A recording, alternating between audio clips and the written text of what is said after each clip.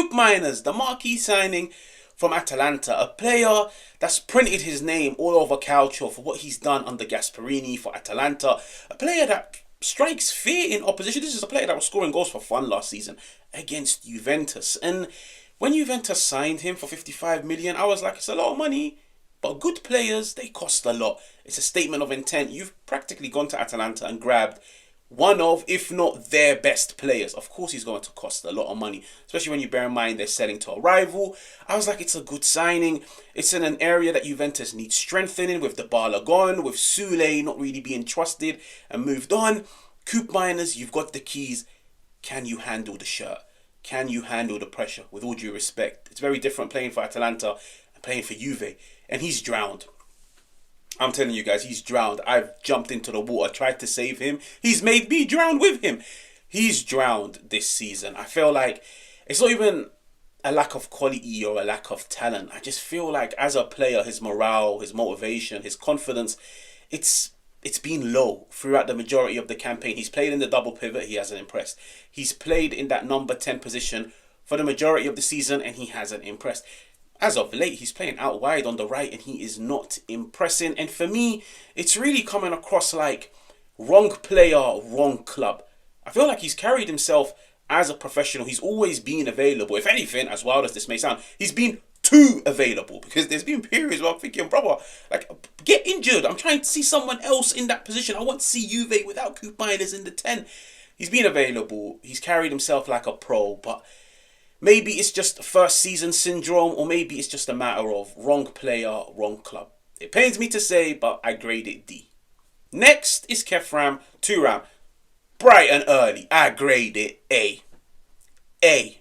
Only because £20 million, once again, he's come from a foreign league. The league that he came from, it's very intense, it's very aggressive, it's very physical. He also didn't have the best of starts in a Juventus shirt, but he is one player that showed me he wants to grow. He wants to put in the hours. He wants to work on his game. He wants to improve certain areas where he feel like he can have an impact on. For me, top professional, top player, a player full of talent, full of promise, a player that, in my opinion, is still playing in third, fourth gear. I feel there's still like 1-2 more levels that we can see of Khephren Thuram, and at times, when the Juventus ship has been sinking, he's the only one that's been stepping up and delivering the goods. And I have to take everything in totality, like the price tag, the age, the fact that he's come from a foreign league.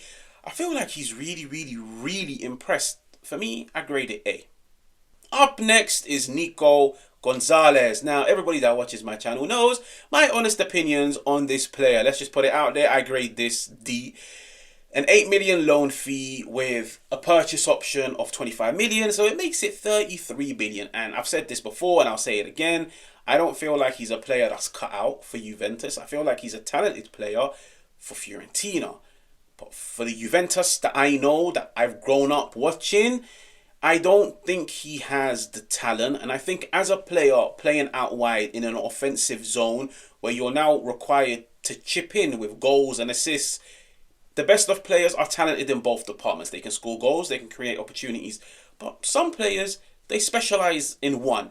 They're either elite goal scorers because of their movement, because of their ball striking, or they're elite chance creators. And when I look at Nico Gonzalez, I would definitely not say he's an elite chance creator, and I would definitely not say he is an elite goal scorer. I feel like he's another player that's really struggled with the pressure of the shirt.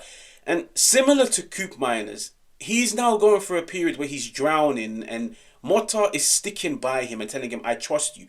Go out there. I trust this week you will put in a better performance. But he doesn't. No problem. Next week, you will put on a better performance. But he doesn't. Next week, you will put on a better performance. But he doesn't. Next week, you will put on a better performance. But he doesn't. I just feel like, once again, as wild as it may sound, maybe wrong player, wrong club, wrong time, wrong stage of his career. It's a lot of money. It's a heavy shirt. For me, he's really, really disappointed me. And I'll be honest, I never looked at him the same way I looked at Koopmeiners. Koopmeiners was a player that I was actually a fan of at Atalanta.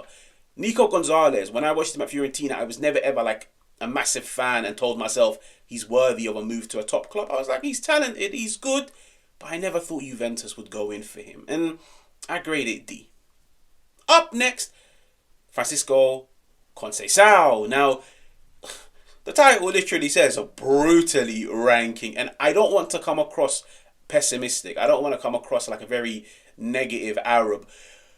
But in my opinion, D, listen, he's had good moments, but he's had a lot of bad moments. And to nip it in the bud, very similar to Nico Gonzalez. As a player that plays out wide, you've got responsibilities to penetrate the opposition, to offer something in the final third. Which one are you? Are you an elite chance creator? I definitely wouldn't say so. Are you an elite goal scorer? I definitely wouldn't say so. Are you a player that's gifted in both departments? No. When I look at Conceição, I see a player that's full of fight, that's full of hunger, a player that helps the team so much off the ball. But these are not things that I want to sit down and judge wingers of. I don't want to sit down and tell you guys, did you see Conceição's slide tackle in the 62nd minute? No, I want to tell you guys, did you see the opportunity that he created? And I feel like I haven't said that many times this season.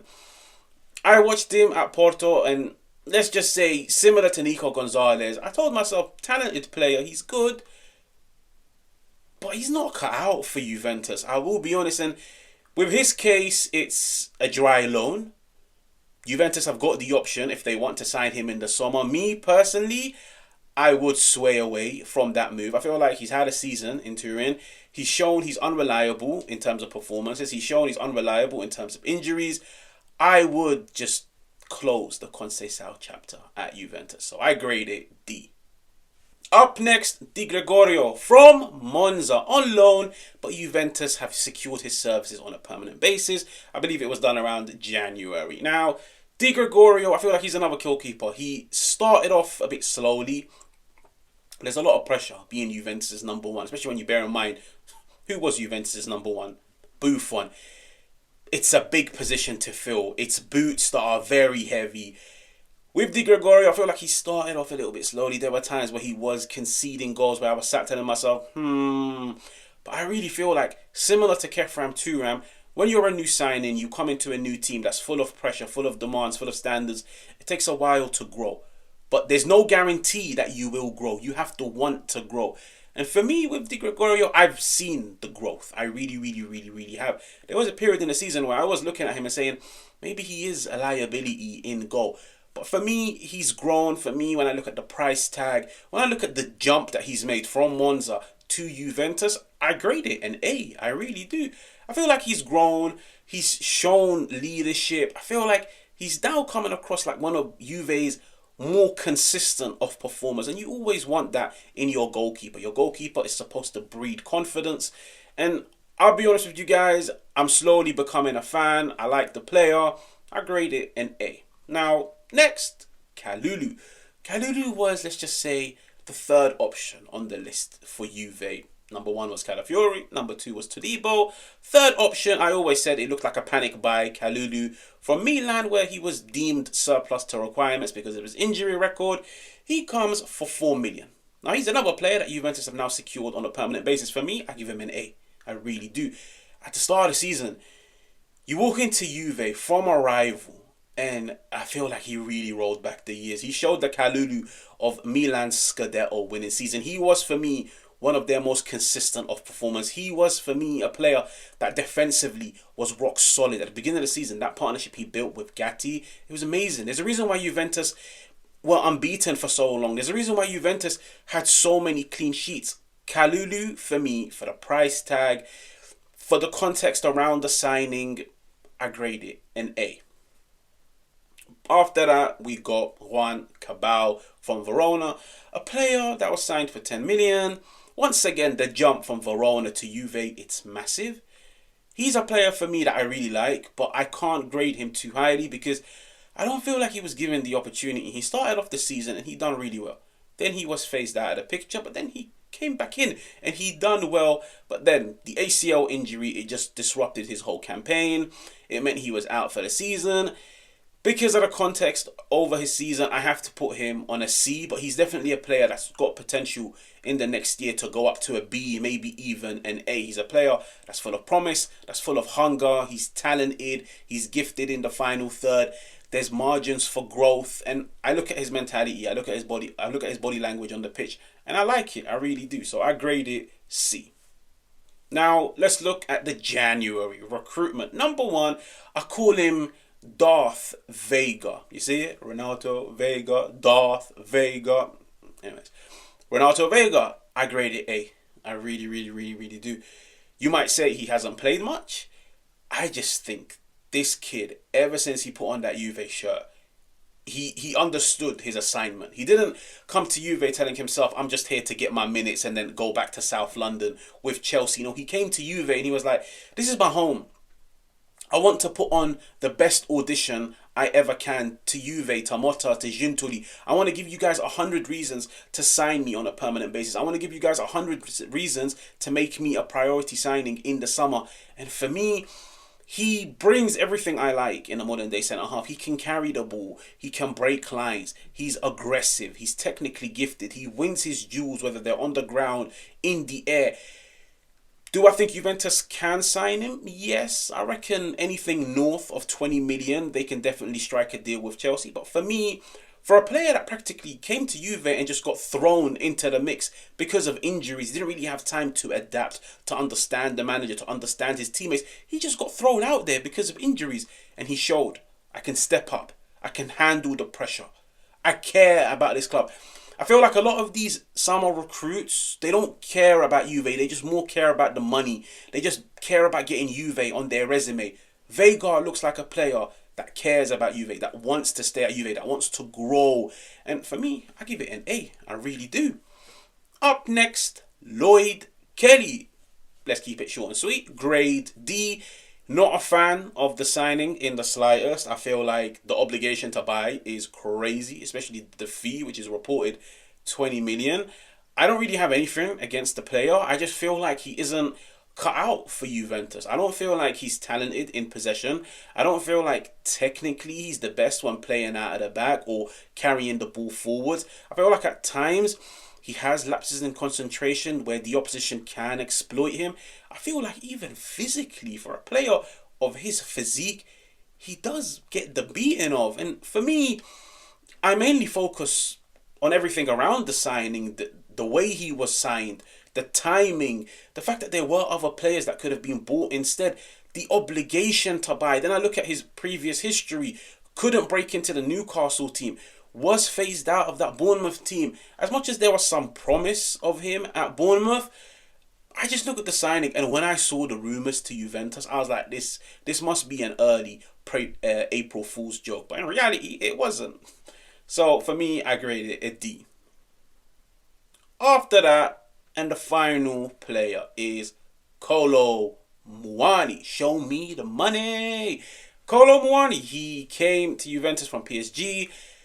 The honeymoon period was amazing. I'll be honest with you guys. It's like you're on holiday to Barbados and you've just thrown your passport into the ocean. You don't want to come back. You want to stay there for the rest of your life. The honeymoon period, it was amazing. He was scoring goals. He was bringing something different to the team. He allowed Juventus a different dimension of play, especially when you compare Dusan Vlahovic was leading the line. He was a breath of fresh air from a physical standpoint. He was scoring goals. He was getting assists.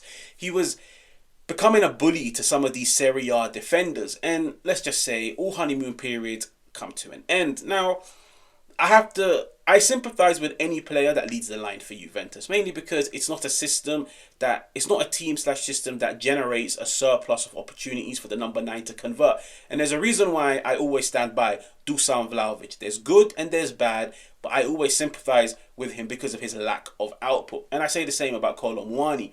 It's not an environment that creates many opportunities, and it's an environment where whoever plays down the middle, you're now relying on yourself to score, to eat. You're relying on yourself to eat, bro. You need to find the food somewhere. So, for me, as wild as it may sound, I would still grade it as an A. The fact that he wasn't playing much at PSG, he comes to this team short on match rhythm, short on match sharpness. Once again, just thrown into the deep end. You are now the main number 9. Go, deliver the goods, step up. In a period where Juventus were struggling, he was that breath of fresh air. He was a player that actually made me look forward to watching some of these Juventus games because I was like, he's bringing something different, something exciting. Fair enough, the patch has dried up, but there's talent. And once again, when I just tell myself the conditions he's walked in, the pressure of the club, the demands to step up, deliver the goods week in, week out. In that environment, I have to give it grade A. Now, if you guys are new, make sure to subscribe. Make sure to hit the like button. It helps the channel grow. Make sure to give me your grading in the comments. And I will catch you guys on another one.